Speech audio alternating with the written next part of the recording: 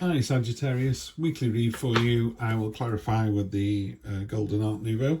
Pardon me. We'll get straight in with this read. Present position, present expectation, unexpected, short-term future, long-term future. A couple of twos in there, so quite early days for whatever it is you're thinking about. This is something fairly new.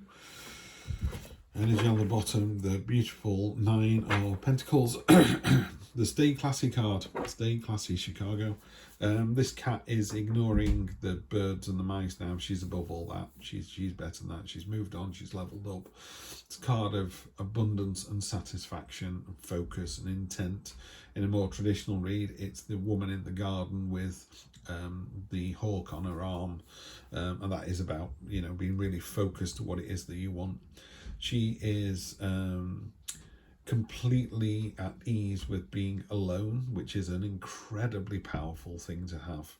That doesn't mean she's not in a relationship, far from it.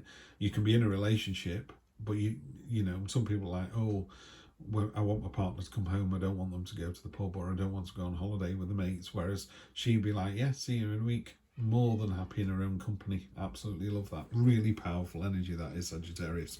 Really powerful. Right, so let's get to the read. Universe wants to give you a little shove in the back. It wants to, kind of show you the way a little bit. It's also a card of nostalgia, so be careful you're not living in the past too much. It's only a weekly read, so the past could be last week, so I'm not too worried about this card in this position.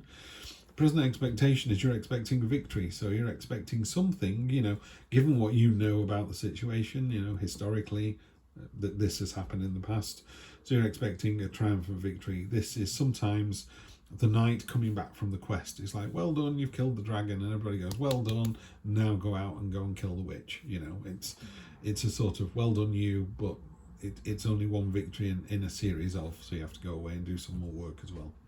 But enjoy the victory, just don't expect it to last.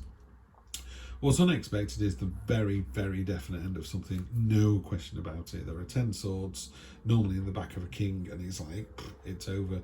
The sun will come up again, the dawn will rise, hope remains. There is one bird still alive after all the other 9 have been killed.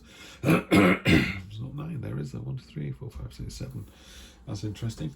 There's 7 birds instead of 10. Yeah, 10 of swords, I suppose. But anyway, it just means the very definite end of something. Short-term future is you've got to be careful you don't miss the message with this horrible stalemate card. This card can sometimes be a just keep away from me while I think about it. Pardon me. I'm reading this card the way it reads in this deck, which is a card of stalemate and friction. These two swords are rubbing against each other and getting nowhere, and you're missing the bigger picture, you're missing the important message.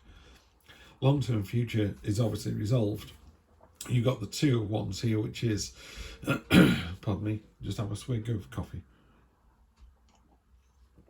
Oh, that's better. This is the pioneering card. While everyone else is on this planet, and using up the finite resources, you've gone here. You're the first one here. You've come up with a great idea. You've come up with a great strategy. You just, I don't know, you're on the island on your own going, this is great. Why is no one following me? So it's a card of leadership. It's a card of, like I say, it's a pioneering card. Great, great energy. Love to see that. Whole world in your hand, ready to go. What you're going to do next. Let's find out, shall we? I've always wanted to do that thing where people just run the finger over it like a magician does, and maybe I need to go on YouTube and work out how to do that. Pardon me. The Empress, sensuality. If you don't want to get pregnant this week, or you don't want your partner to get pregnant, then I would watch out, because this is a card of fertility. It is also a card of abundance and cycles and nature, and how we plant the seed and grow the wheat and chop the wheat down, and so it goes on. And it's a lovely sensual card as well. It's a very attractive card. You're certainly turning people's eyes. This is a card of balance, so you're expecting to have to kind of stay agile and balance things. And again, this is the infinity symbol, so you'll be absolutely fine. What's happening though is you look in the background there, it's quite turbulent seas. These are your emotions, so they're quite choppy. So it may be that, yeah, okay, you're doing a great job balancing these things, but you need to turn around and address what the problem is in here. Yeah, so face up to whatever the issues are. But at the moment, you're balancing that quite nicely. Okay, I mean, I've just drawn this card out of 78. What are the chances? And people say 1 in 78. What, I'm getting this in the same place? That's not 1 in 78, 1 in 78. That's in exactly the same place. As you can see, 10 swords. The sun's coming up, you know, there's a new dawn coming. But what you're not expecting is a very, very definite end to something. Universe is trying to go, hello, you know, trying to give you something here. 4 of Cups. So you've got 3 cups in front of you that don't really inspire you or interest you. And then the universe is bringing one out of nowhere.